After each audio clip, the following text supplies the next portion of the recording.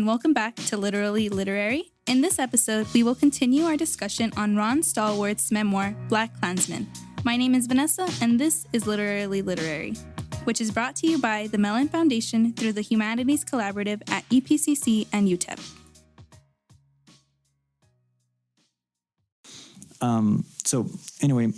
Vanessa, in the second half of the book, right? So he gets deep into, the deeper he gets, it seems, the more risk he's taking on, right, for himself and for Chuck. And what else did you want to highlight about that kind of involvement in the KKK? I found it interesting how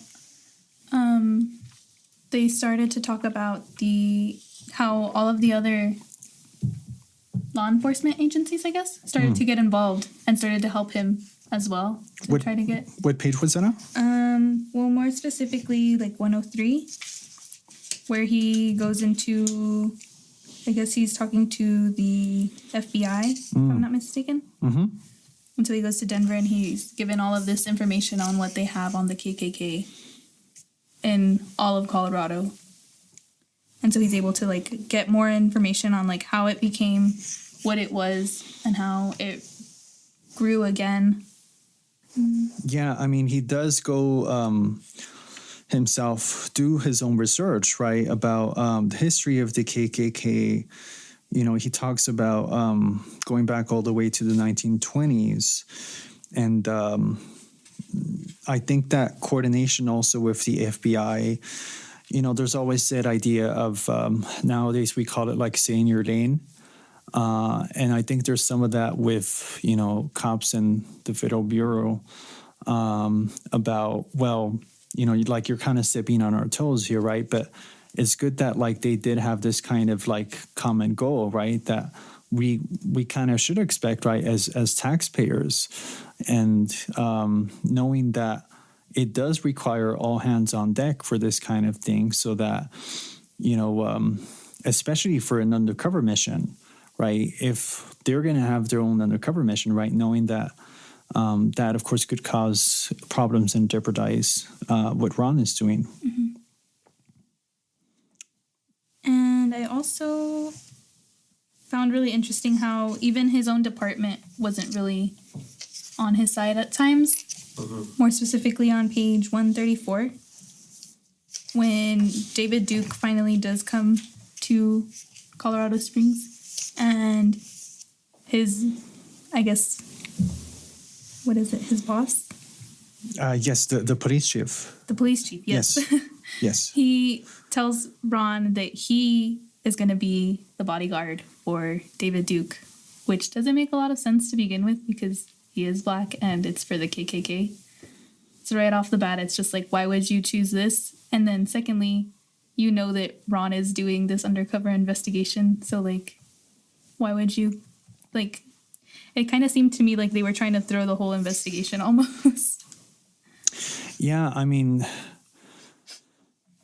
I myself also, was quite frustrated at the chief, to say the least, at his this irresponsible decision that, as you mentioned, right, makes no sense. And that does clearly seem like, on the chief's part, another way of undermining what he himself is doing, right? Because he, as you said, right, he does face a lot of resistance within the own police community.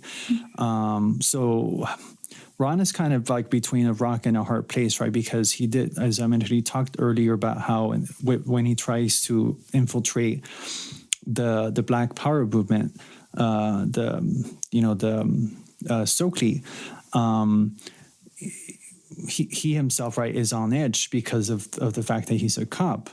But now it's the fact that he's black, right, and the trouble, of course, that comes with that, not just with the KKK, but there is that. It reminds me here, Vanessa, of, remember when he was being interviewed, and there's that whole litmus test, right, of do you believe in the mission of what our police department stands for, those kinds of things, where I kind of saw it as I don't know, like just an undressing of like what it means to be Black, right? A symbolic undressing of what it means to be Black, because it means that like, you know, it kind of reminds me like of La Malinche. You know, I connected to La Malinche because La Malinche is the translator to Hernando Cortés, who sold out the Aztec, the indigenous Aztec community by translating, right? And so this, again, the power of language and being able to control a populace. But yeah, he himself says, right, like he understood my concerns, but felt the threats were serious enough to warrant this special request. Plus, there was no one else available at the time, right? I mean, the incredulity about that, he himself, I think, realizes. But there is a kind of, it presents him with an opportunity that I think he himself now relishes, right? And, you know, hopefully we can ask him about it. So what ends up happening, because he becomes part of his David Duke's entourage, of course, there's a humiliation, right? Of he himself being Black, having to protect someone who would, you know, otherwise want him killed, want him lynched. But what ends up happening here, Vanessa, because of that is this kind of interesting shift in power. Oh, yes. This is one of my favorite parts in the whole book. So while he's being David Duke's bodyguard, he asks him if he can take a photo with him. Because, like, he says, no one's going to believe that I was here to be your bodyguard. And so David Duke agrees to do that with him. But Ron puts his arms around them and he's like, nah, don't touch me. And so he's like, you're right. I'm so sorry. Like, let's try again. And he sneakily talks to Chuck, who is the one taking the picture, and tells him, okay, I'm going to count to 3 and you're going to take the picture on 3. And so he goes back, he stands there, puts his arms behind, like on his sides, not touching anybody, counts to 3. And on 3, he puts his arms around them again. And David gets really upset and tries to take the picture and like destroy it because like that's gonna ruin his image. Can't be seen, yeah. Yeah, but Ron is able to get to the camera and the picture before him, and then says, "If you touch me, I will arrest you for assaulting a police officer. Like, don't try me." Mm-hmm. And so that's where the power kind of shifts. Like, Ron is now able to have that upper hand against like one of the top members of the KKK. Mm-hmm. So I found that really interesting. Yeah, and not undercover, of course, right? So, like, it's not like he's blowing his cover in doing so, right? He is still, you know, acting within exactly what the chief wanted, right? Which is, like, to be his personal protector, which itself, I mean, that in itself, I find troubling. I mean, I understand, like, well, you know, you want public safety, it's a public figure, etc. But it kind of reminds me of like today with the alt-right movement, how it seems that the police officers, especially what happens in Charlottesville, that they were protecting, you know, the neo-Nazis, while people like, you know, Dr. Cornel West and others who have organized in defense of the Black Lives Matters movement have been under threat. You know, while the cops seem to kind of, you know, turn a blind eye to the need for their own protection. So it reminded me of that too. The other thing, Vanessa, that I find interesting about it, and I wanted to get your thoughts on, is the power of a photograph. Do you remember what I said earlier about David Duke's kind of public image? Why do you think that becomes so powerful here, and why it irates him so much to have a photograph, to have a photo exist of him with a Black police officer? I think he accepted to like even take the photo because he's trying to show, and it goes back to like towards the beginning of the book where he mentions that he's not against Black people per se. He's more for the separation of the two groups. And you go, like, live separately from me, and I'll live over here, not mix. Like, let's be separate. Like, and so I kind of wrote, I'll go back. But in my notes, I wrote separate but equal, but also not equal, because he's kind of, like, trying to push them down, but at the same time, just stay separate from them. So I found that was really interesting. Yeah, and in terms of that public image, it kind of reminds me today of like famous people being photographed with like KKK members, like, or like with someone who, or something that is considered racist, right? Like there's that famous photo of Senator Mitch McConnell holding up like a Confederate flag, and which now, of course, we should all recognize as a racist symbol. And when people say, it's about states' rights or white pride or sovereign pride, I mean, it's really just another cover, another obfuscation of what this kind of covert racism becomes like. Although now, like I said, it's a bit more overt. And so I just one of my favorite passages, dear Vanessa, is on 141. And I just wanted to read it because it's one of those passages where the power of Ron's words really strike a chord. So this is actually one of my other strong lines. So he's reflecting on all this. He's reflecting on like his time in El Paso at Austin High School in 1968 when he heard that Dr. King had been killed in Memphis, right? So he has this kind of moment where he reflects on his life, and having that photograph that unfortunately he lost, but nevertheless. And he says at the bottom, "These were the thoughts that ran through my mind in that encounter with David Duke. I felt a sense of connection to those many strange and bitter fruits," right? Quoting, of course, that singer Billie Holiday. Lynched bodies hanging from the trees over the decades because of the ungodlike atrocities perpetrated on them, and to all of the forgotten others terrorized by the overbearing control and dominance of the Klan, and the likes of the David Dukes of generations past, and I would add present. So it's to me, as I think maybe with you, Vanessa, it's such a powerful moment and so simple nowadays, right? I mean, taking photographs with people who are famous, it's just like we kind of consider that, well, it's a special moment, of course, right? But in this case, because David Duke is famous for his racism, and that, of course, Ron didn't want to be put in the position anyway, right? He found the best, like a genius way to like take advantage of that. I don't know. It's like brilliant, right? When you kind of think about what he just pulled off without blowing his identity. Yeah. So there is that. Was there another passage later on, Vanessa, that also struck you as important? Yes. So on page 164, it's one of the last pages of the book. And he mentions that he's often asked, what did you accomplish over the course of this investigation without arresting any Klan members or seizing any illegal contraband?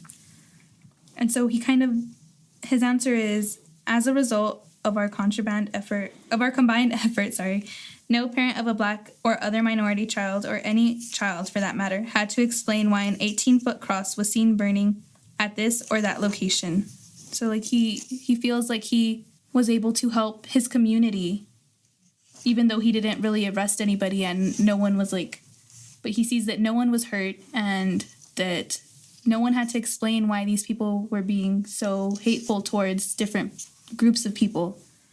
And so I felt like that was really interesting, that he doesn't feel like it wasn't, his operation wasn't successful. He says, success often lies not in what happens, but in what you prevent from happening. And so I felt like that was a really strong line in the book.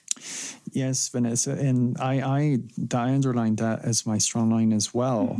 I like I had mentioned, I think those listeners who want to learn more about the way the police conducts investigations and how they view success and failure, I think Ron is very insightful about making this. I consider this very, as much as it is about his life and growing up in the force, it's very procedural, right? He doesn't gloss over those little details that us readers who have never served as police officers might not really understand or have a different conception of.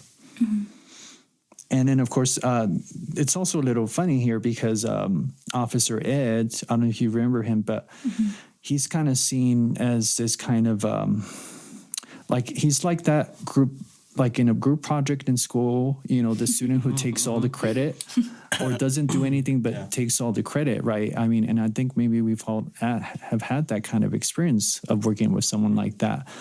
And so Officer Ed is the equivalent of that. And, you know, he himself says, Officer Ed's attempt to join the Klan was nothing more than a self-ingratiating effort on his part to try to impress me and Sergeant Trapp and secure for himself a transfer from Vice into the intelligence unit. So I think it's also like all those power games, you know, within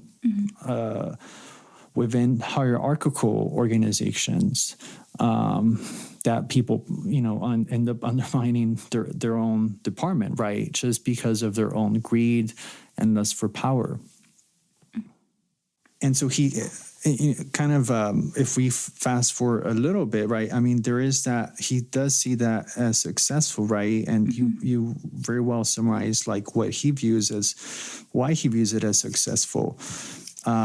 Towards the end, you know, eventually there's this kind of, besides losing that Polaroid, even though Sergeant Trapp at the end is supportive of continuing the investigation, which would have been interesting in and of itself, of like, you know, how the KKK continues to grow, etc.